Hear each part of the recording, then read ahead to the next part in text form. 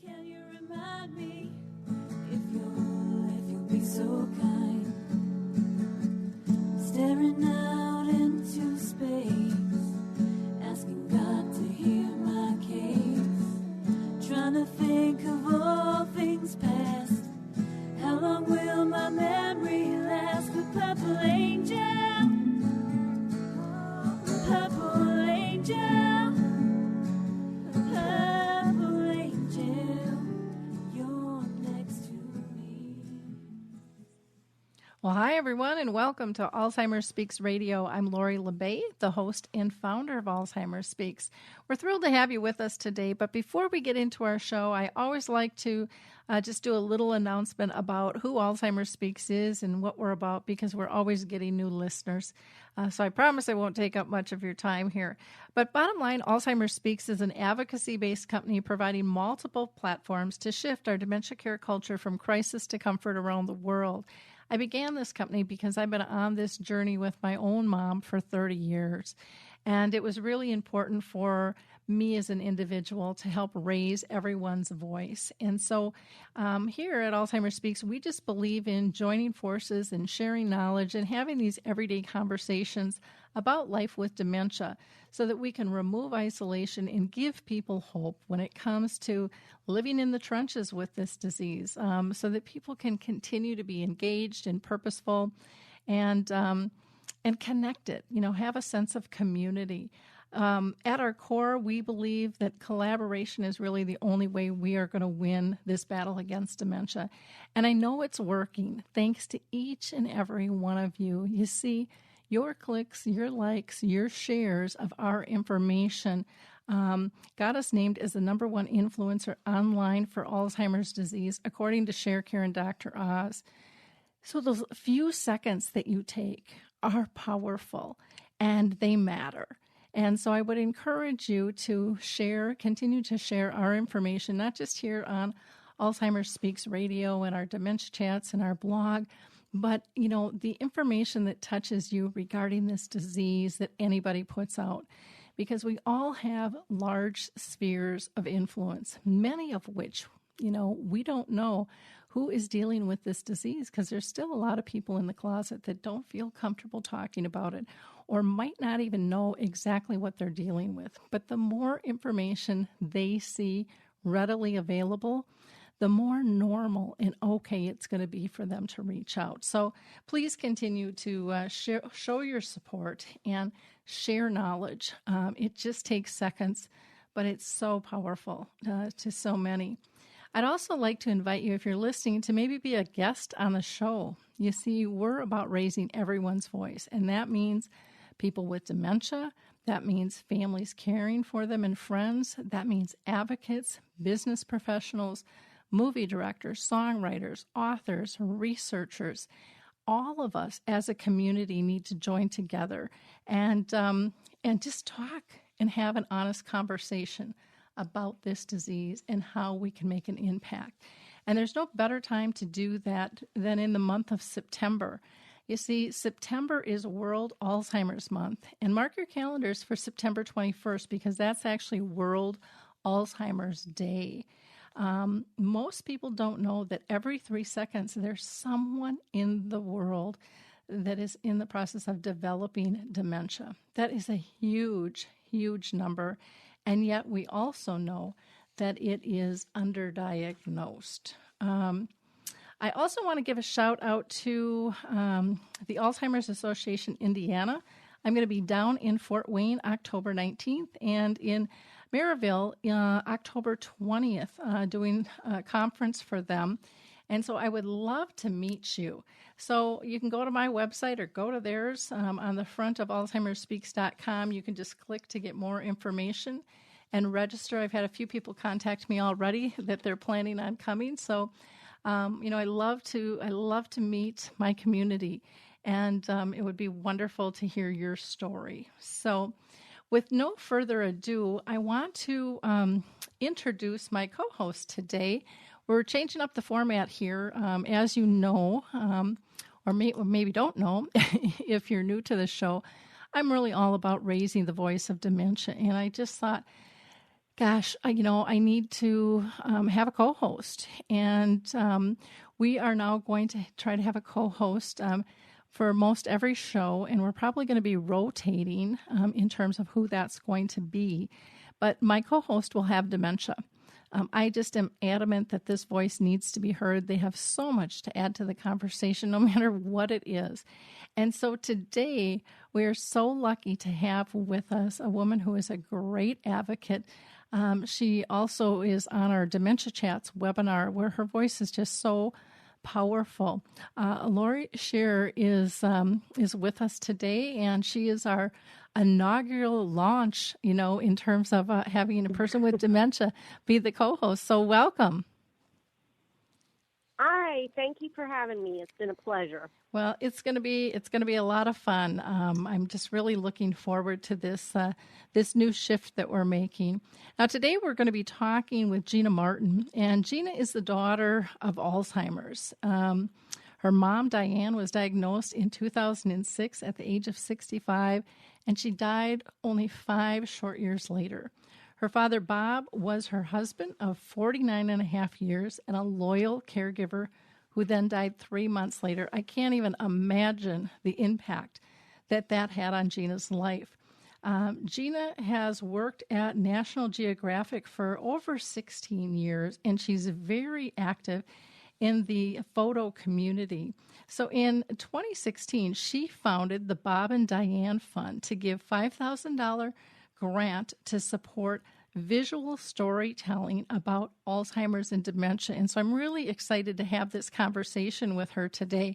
How are you doing today, Gina? I'm good, thank you, and thank you for inviting me to do this show. This is very exciting. Yeah, it is. It's your work. When I heard about it, I reached out to you and I'm like, I got to get this lady on the show. People need to know about this stuff, and I just think it's so fabulous how people are affected, and then they just jump in the ring and say, I'm going to help. I don't know how, but I'm going to do something different. And they take their passion and mix and mingle it with dementia and come up with just great ideas. Well, thank you. A friend of mine and I kind of came up with this around February of this year and just went with it pretty quickly, and I launched it in June. And it's been amazing so far. I've received incredible support and excitement about it. Like you said, it's been 5 years since my mom passed, and I'm kind of wondering why I didn't start this earlier, but I think timing is, there's a reason for everything. So, but it's very exciting. I've never seen a photography grant focused on this type of issue before. This is really a neat concept. But before we get into that, I would like to see if you're willing to share with us just the story of your mom a little bit and how it affected you and the impact on your dad, dying such a short time afterwards, which is not an uncommon thing. I know. So my mom was diagnosed in 2006. Like you said, she was 65. There were some signs before, but not real obvious. I have a brother and a twin sister, and she would get confused on what she told us, or get the two of us confused. So that was, such a normal thing that it didn't really dawn on us right away until we kind of all spoke and kind of shared our experience to realize that there was something going on. And my parents, I will give them credit, were always very good about their health, meaning to get checkups and see a doctor if something was wrong. They were not stubborn that way. Mm-hmm. So my father took her in, and I remember him saying that there was shrinkage of the brain, and that was a sign of Alzheimer's. And my father's mother had it years ago when I was in college, but she'd only lived with it really for about a year and a half before she died, probably longer than we realized, but that what we were exposed to. So we knew what it was, but we really didn't understand the impact it was going to have on our family, I don't think. I don't think anybody can understand that Yeah. until they're in it. I mean, because you just can't imagine in your wildest dreams, and every family it affects a little bit different. So there's not a 101 book on how this disease progresses and how people are affected by it. I can't totally remember how it was in the beginning of her diagnosis. I mean, forgetfulness, obviously. And I think so many people only think of Alzheimer's or dementia as forgetting to turn off the coffee or putting your purse in the refrigerator. Mm-hmm. But it's so much more. And we really started seeing that in the last, her last 2 years of just the complete personality shift and trying to navigate how you communicate with her and keep her calm and take care of the caregiver. As you know, it's has a huge impact on the person who's with that person every day. Yeah.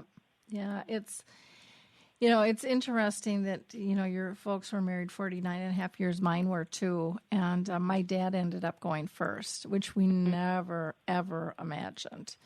And we were worried of losing Mom if she moved into the nursing home with him. Mm-hmm. And so she moved into the nursing home, but on a different floor so that she could get acclimated. And then I brought her up, and she ended up living there for 14 more years. Wow. But I think it was because she was totally engaged versus if she would have been in the same room with my dad, I think she would have just melted away within days.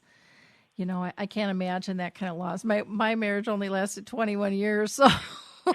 Yeah, and I was very lucky. My parents were, high school sweethearts and had a strong marriage for 49 and a half years. So I definitely grew up with true love, and, they held hands till the very end. And my dad was very devoted to taking care of her. He did a great job. I mean, there was definitely days of frustration, which you cannot blame, but he was definitely dedicated to taking care of her. Mm-hmm. Towards the end, we were very close to putting her in a home, which was going to be the most difficult thing to do. Mm-hmm. And fortunately, we did not have to do that. Yeah, which we can get to.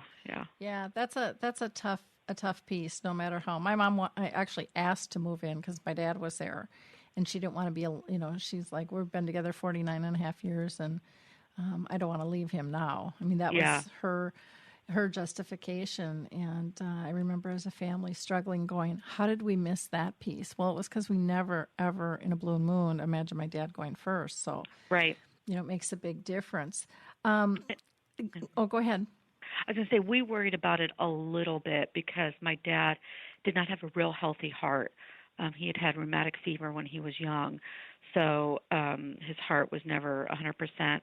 So we definitely worried that the caregiving was going to be too hard on him and his heart, that he, could possibly have a heart attack while my mom was still alive.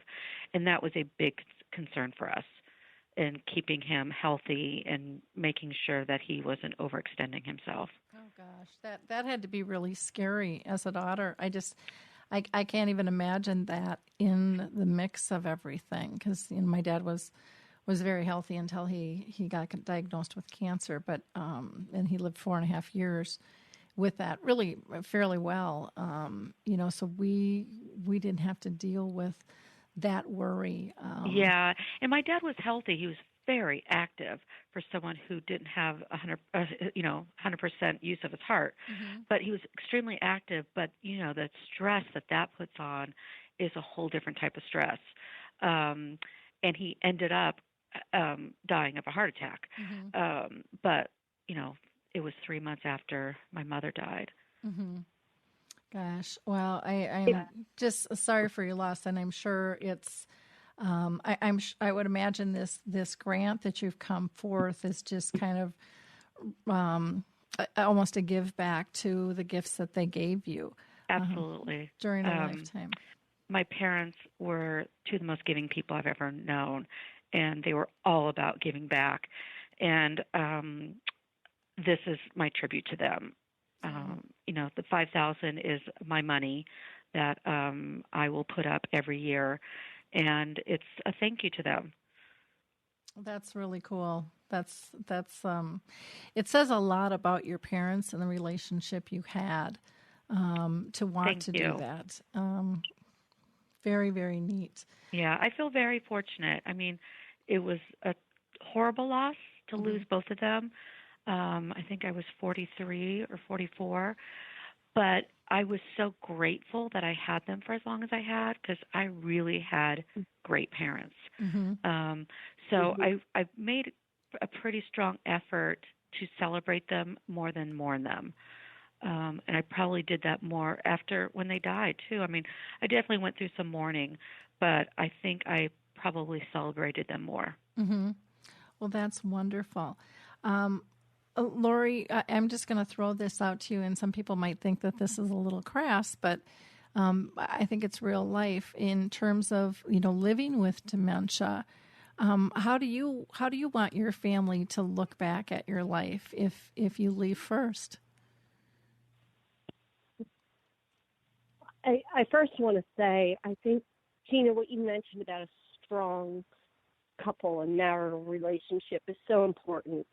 My husband and I were married in 1981, and I can't do math anymore. I was vice president of the bank, but I can't do math anymore. One of the things that keeps me going is the love and relationship that we have. Having a strong bond with and we still walk and hold hands. We had somebody in the grocery store stop us the other day and say, I am so glad to see that. That bond is so important, that you have not just a care partner, but someone that really loves you and really is there as a team. So, but what I think I want all my family to know more than anything that I love them. And regardless of what things I may do, and I know in particular with FTD, more than likely I will become nasty and angry. I've already noticed where I've become negative a lot, where I never was before. And I try to catch myself thinking negative about people as opposed to positive, and that's not me. I know that I probably will become that way. No matter how much I fight it, it's probably going to go. I want my family to remember me as the one that loved them and took care of them and was on their side and there for them. I don't want them to remember me for what I'm going to be. I want them to remember me for what I was, for the person that I was when I was a career person and bailed them all out many times, whatever. I want them to remember the love and joy and laughter. I want them to remember all the times we laughed. Well, I'll tell you, as a daughter of Alzheimer's, I really only remember the good things with my mother. I mean, there were some tough situations, but they don't really stand out for me. My mom did not have a mean bone in her body.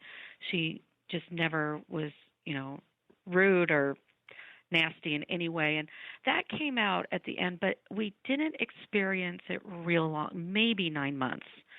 So not that long, and I think I can speak for all my brother, sister, and I that is not what stays with us. It really stays with us is the relationship she had with my dad and the amazing childhood we had, and as we were young adults and growing up and all the lessons they taught us. I really only focus on the positive with both of them. So, we were very aware that the nastiness was the illness, 100% aware of it.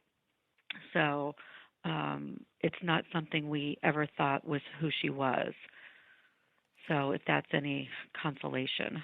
Yeah, I would. I'm glad to hear you say that, because that's something I hear over and over again, is how angry the person they're caring for is, and they can't handle the anger anymore.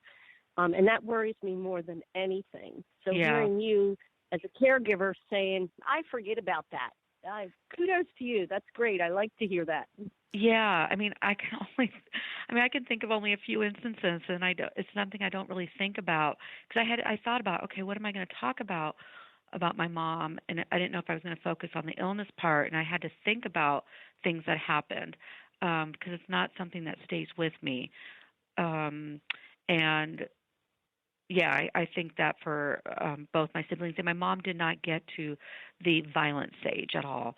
We were fortunate for that. It was just a change in personality and some swear words that we had never heard out of her mouth, but nothing too extreme. I chuckle because my mom was the same way. My mom used to literally, when we were younger, walk around with a bar of soap in her purse, just in case we slipped up, And then to hear her talking like a sailor sometimes was, we see that almost in a humorous light now, and not making fun of her, but it was just one of those things that was so out of character. Which, if we look at life as a whole. We're all out of character a lot, and that's what we laugh at with our friends. And, they're intimate moments of just, that puts, solid joy in your heart and your soul. Mm-hmm. Mm-hmm. And, I look at my mom even in her very end stages. And I remember, I still, and I don't think I will forget till the day I die, of the lessons she was still able to teach me and the power of the person, not the disease, but just who she was at her core. That's who I remember. And it really doesn't make any difference what age she was or where she was in life or in progression of the disease. She was still this powerful woman who could still get a message across. Right. Even if I had to look for it differently. She taught me. And I hope that my family will look back and think the exact same way, Lori. I try to do a lot of advocacy, and I hope my family looks at it the same way. You've both been very insightful to me from the concept of what you remember. It's awesome to hear this. Oh, that's great. Good. Well, Gina, let's talk a little bit about, the disease and how it affected your family and how you got to this point of deciding to do this grant. And I mean, when you do a grant and, you have to get specific and stuff, and it seems like a natural since you worked for National Geographic as a photographer to go down this line. I mean, I just have to imagine, and correct me if I'm wrong, but it just must be soothing to your soul to know that you're empowering others to tell their story. It is. Thank you for saying that. Well, how it affected myself and my family was definitely different. Like I said, I have a brother who's 2 years older and my twin sister and our father. I live in Washington, D.C. My entire family's in California. But I would say I was probably as involved, if not more involved, than my siblings because it's my nature. So I spoke to my parents every day on the phone, and I knew all their doctor's appointments and where they were at all times. And I had an amazing boss who let me travel back once a month for almost 2 years to spend time with them, especially to relieve my dad. So it affected us differently. I kind of just took control of things and wanted to just jump in and help my dad. And I probably was more emotional during my mother's illness than my siblings, who were more emotional when she died. I felt that when she died, I had gotten all the crying out. So I probably handled her death better, but I definitely handled the illness harder than they did, or that's my perception. As for, I mean, it brought us closer, definitely, and the three of us were really focused on what will make my mom happy, but also how to help our dad. He was heartbroken, and he was very angry that she got this. So we had to, just constantly be there for him, listen to him, and he wanted to talk about every little specific thing she did, and that was his way of dealing with it. So we just had to listen and try to be there for him. But, I tell friends who are going through this now, just listen to your parent, the caregiver. Mm-hmm. Don't try to always give suggestions and how things, they should do something, but they just want someone to hear them. And because they may not be able to communicate real well with their loved one. So, and my dad just wanted to talk about it all the time. So I definitely had a tough time, with the illness because I knew what was going to come. And where we were fortunate was in the last year, last year of my mom's illness, is that she actually got cancer in September of 2011, and the doctor gave her 3 months to live, but she died 8 weeks later. So she actually died of cancer, even though she was pretty deep in Alzheimer's. So it was a blessing that she had got the cancer, because that's when we were about to put her in a home. Mm-hmm. So we didn't, in a way, I feel somewhat fortunate, if that's a word, that she only had it for 5 years, mm-hmm. In really difficult times for the last 2 years. So, and it was just, constantly just keeping in touch with them. And I think in the last year is when I had decided to start raising money. We did a walk in San Francisco, which is where my family's from, the area. So we did the first walk and started a team called Team Diane, and we've raised about $70,000 so far in her name. And that at first really gave me a purpose. I felt like I was, doing something that I was able to control and make a difference. And I kind of thought that's all I'd be doing, is just raising money till the day I died. And then this fund came along, and it has since, though I still continue to raise money, the fund has now taken my, kind of advocacy in a not a different direction, but just kind of expanding it. Mm-hmm. Well, how neat is that? I can't even imagine how proud your parents must be. And, it was nice to hear that the disease pulled your family closer. For mine, I think it pushed us apart a little bit. Yeah, it could do that. It definitely can do that. It did pull us closer together, and then having them pass away 3 months apart really brought us closer. And just to kind of show my parents' love of each other, it was 3 months after my mom, and it was my dad's birthday. They were 7 days apart. Her birthday was a week before, and it was his 71st birthday, and it was their first birthday not together since he was 18. Oh, geez. And he, my brother and his wife took him to dinner. He, the cake, the little dessert came. He made a wish, blew out his cake, and he dropped dead within an hour. Oh, my goodness. Of a heart attack.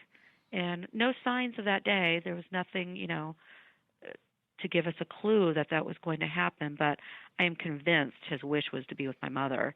Mm-hmm. And so in a way, it was kind of a blessing that they were together. And I didn't want him to grow old without her. So, I felt like he's still her caregiver. Yeah. Well, and I would have interpreted it the same way as well. Go ahead, Lori. If I could say, I took care of my mom for 3 years. She had cancer, and she passed away in my home. She was only 69 when she passed away. My dad every year got her a special birthday present. We all looked forward to see what the surprise was. She passed away at 68 years old. He passed away 8 years later. He died on her birthday. Mm. And to this day, I say, okay, Muzz, he gave you the best birthday present you ever could have. Yeah. He came to join you.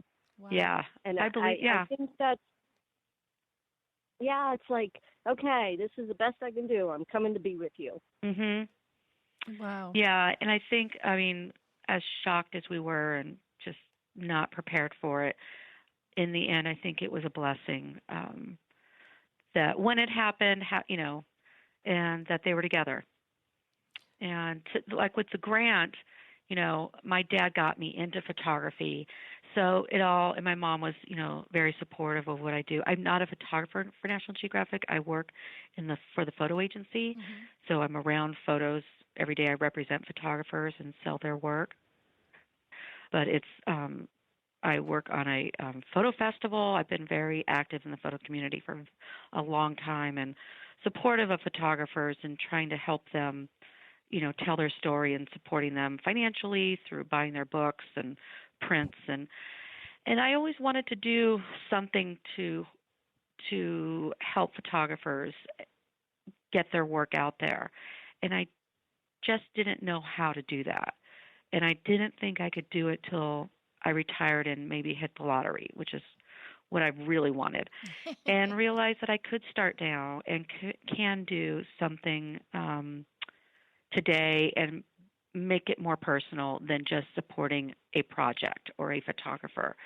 And like I said, a friend of mine, so one who thought of, do it in your parents' name and have it focus on Alzheimer's. Mm-hmm. And it just, the light went on, and I just don't know how I didn't think of that myself. Wow, that it is Gina, interesting. are you looking at doing a number of still shots of people with Alzheimer's? Are you looking at doing videos? What is your concept? What's your idea? Yeah, so the grant is to support visual storytelling, but it's going to be for still images and video only, because many photographers are doing multimedia with a mix of still images and video. So although still imagery is my passion, I knew that I needed to be able to incorporate video as well. So it's not for, I've had a few people contact me about other types of art, but right now it's just for still photography and video.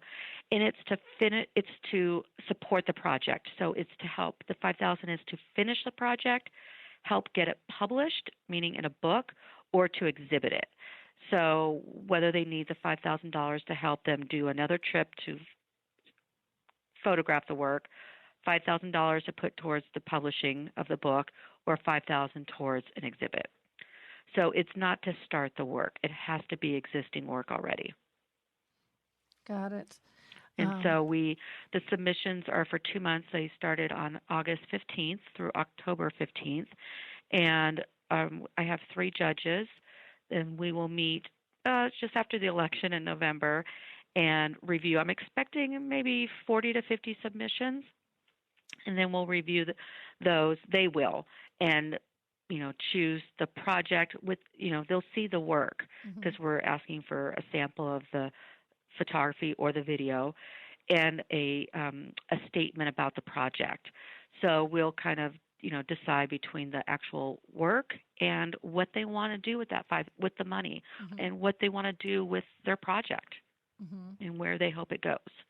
Is there a time frame that they have to use the money within?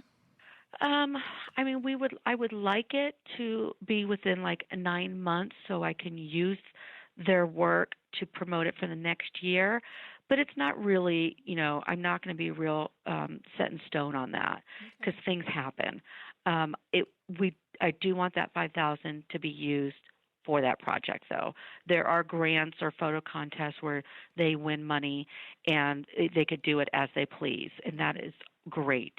But for this, I want to be able to use it to advocate. Wonderful.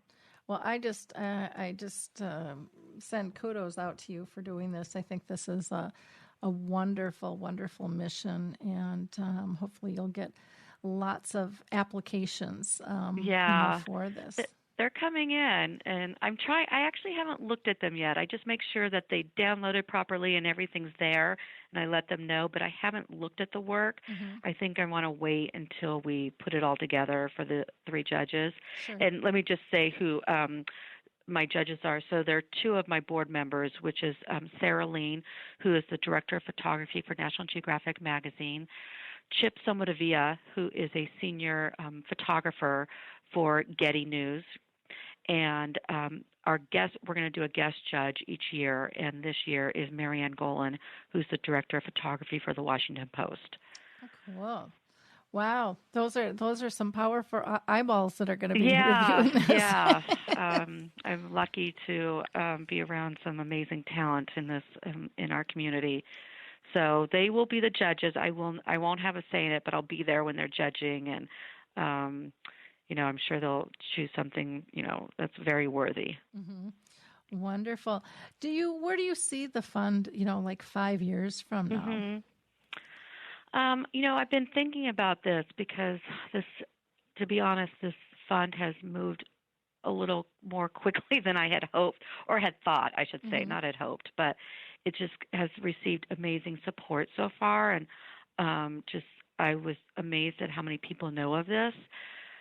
So I want to take it slowly. My ideal situation is to work on this full time when I retire. So I've got some time, and I just want to let it grow organically and slowly because I'm the one doing all this, and I just want to make sure I'm doing it right. Mm-hmm. So, so this year's $5,000. I hope next year to get it up a couple thousand more dollars. As I said, I'm going to put in $5,000 each year. I'm not taking donations on the fund because I raise money for Alzheimer's, and the donation link on the site goes directly to Team Diane, to our Alzheimer's page. Mm-hmm. But I'm going to be doing a few like fundraisers, like I'm going to do a print sale where 20 or 25 well-known photographers are going to donate their print and then do a flash sale. So I'm going to raise money for that, and I'm looking at some organizations to match my $5,000 or more. I've approached AARP, which I think is a perfect fit, to see if they'd be interested, and hopefully some other organizations. So next year I'd like it to be maybe $7,000 to $10,000 for the grant, and I'd like to see it get to about $15,000, and then do a smaller grant for an emerging photographer to start the work.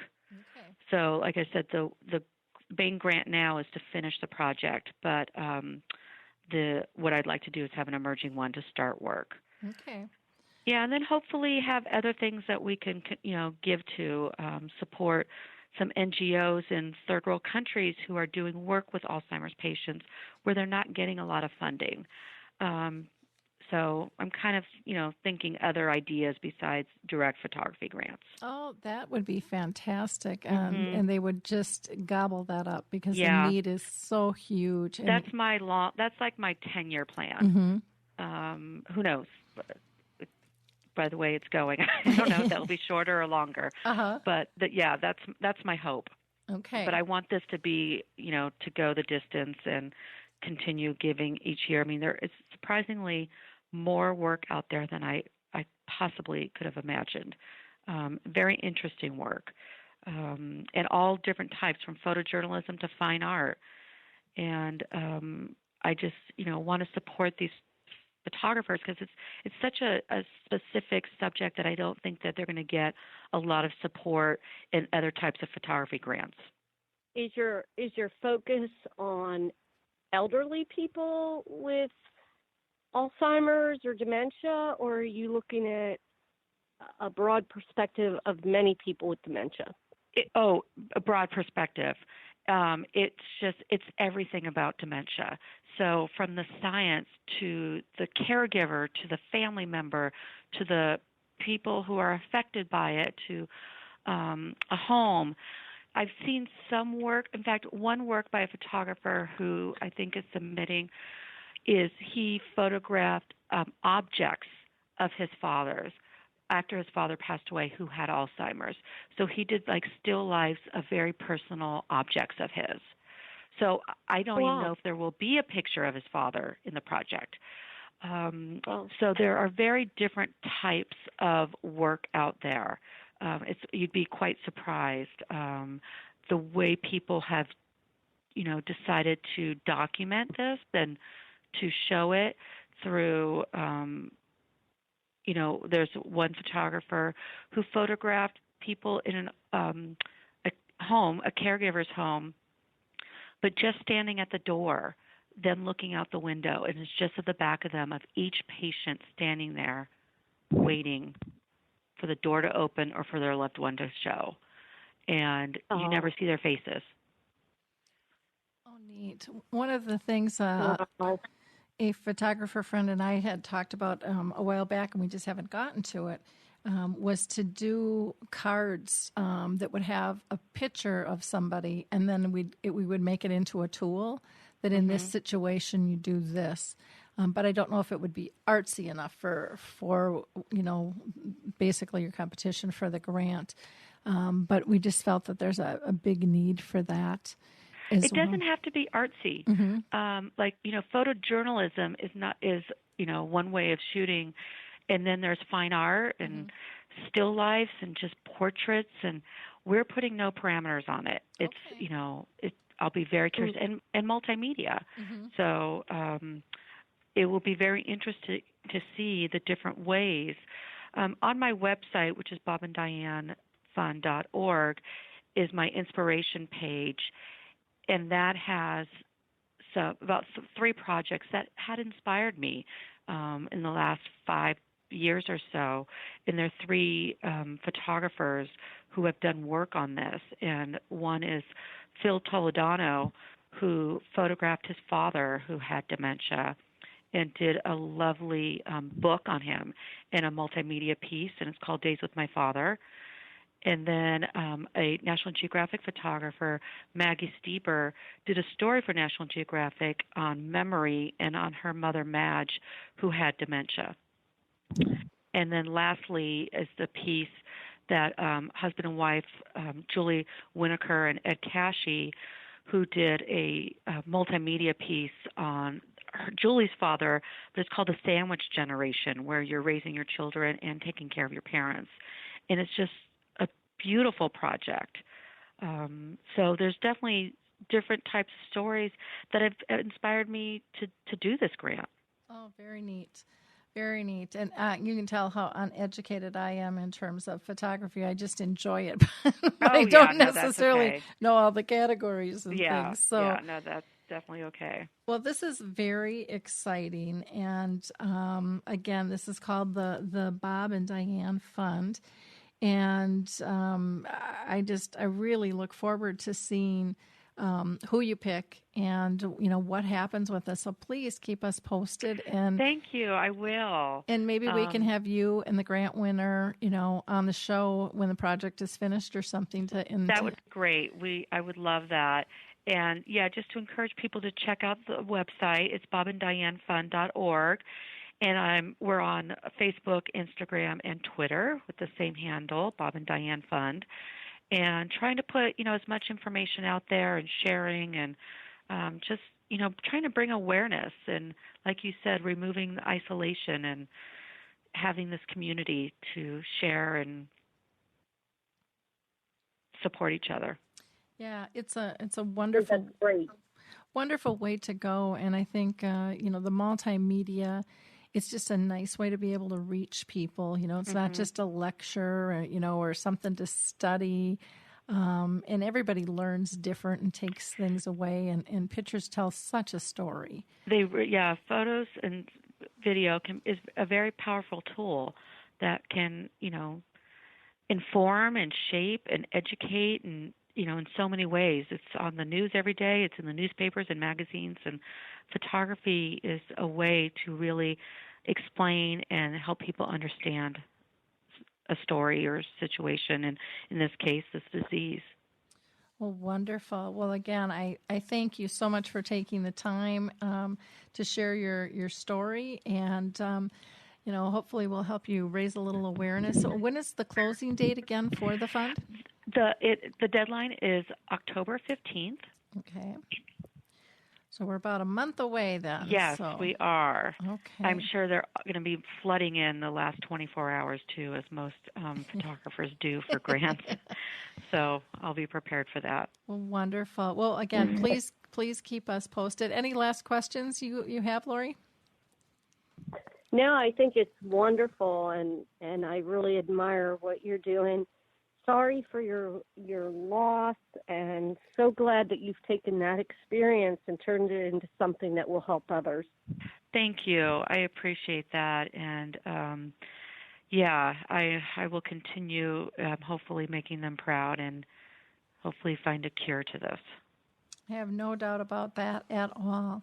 Well, again, thank you so much. And for our listeners, again, I want to thank each and every one of you. And if you wouldn't mind liking and just sharing this show, we want to raise as much awareness for the Bob and Diane Fund and help them get as many people in the loop for this potential grant. That would be absolutely wonderful.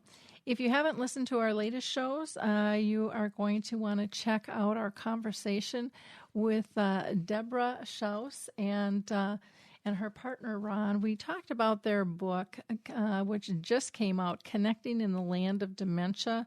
It's creative activities to explore. And Deborah interviewed just a ton of people in the industry, and there's just great knowledge and stories in this book that you'll be able to pick and choose from and try out different approaches and techniques. We also had Good Samaritan on talking about their life coaching for Minnesota caregivers, which is free through the end of the year. So make sure you tap into that if you're in Minnesota. That is and it can go either way. Either the caregiver or the person with dementia have to be in Minnesota. We also had Harry Urban on from Pennsylvania talking about dementia being complicated by abuse, which was a really interesting conversation. This morning on our Dementia Chats webinar, we talked about the pros and cons of the Alzheimer's walk as seen by people with dementia, and they had some great insights, and I will get that edited and posted by the end of the week. Our one prior to that, our panelist of experts living with dementia talked about technology and apps. Do they help or hinder those living with dementia? And our next scheduled Dementia Chats will be November 27th, and those are, of course, all free. And if you can't make it, in our time frame, they are all recorded and posted for you to listen to later. I want to, again, mention September is World Alzheimer's Month, so spread the word. And then on the 21st, it'll be also World Alzheimer's Day. So you can take kind of special significance there. Again, thank you all so much. In order to get a hold of Lori Shear, our co-host today, Living with Dementia, you can go to dementiadays.com. That's dementiadays.com. Or you can reach out to her on her Facebook page as well.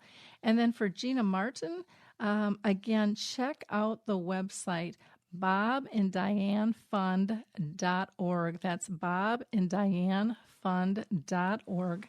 Or email bobanddianefund@gmail.com. You can also find them on social media for Facebook, Instagram, or Twitter at Bob and Diane Fund. And make your application for that grant. I can't wait to see who wins. Thanks so much for being with us. Talk to you soon. Hi, this is Suzanne Newman, host of the Answers for Elders podcast and radio show. We are the North Star that guides you through the complicated journey of senior care with trusted experts in money, law, living solutions, and more. So join us on this station, your favorite podcast channel, or just go to AnswersForElders.com. Meet the wayshowers who will help your journey a lot easier.